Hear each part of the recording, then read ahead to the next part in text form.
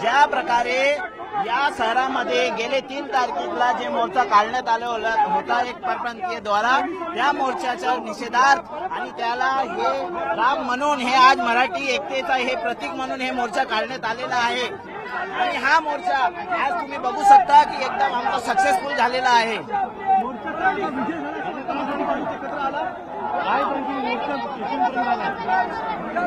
आता विषय असा आहे, आपल्या सगळ्यांना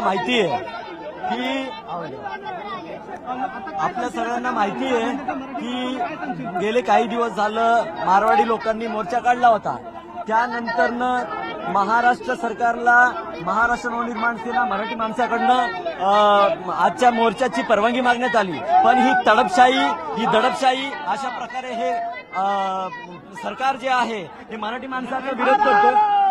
मी बोलतो एकच बात बोलतो, मी महाराष्ट्रामध्ये राहायला आहे तर मराठी शिकणार पडेल तुम्हाला, असं नाही चालेल मी शिकणार नाही मराठी घ्या तेल लेणे तेच बोलत कानपत पाडलेल तुम्हाला।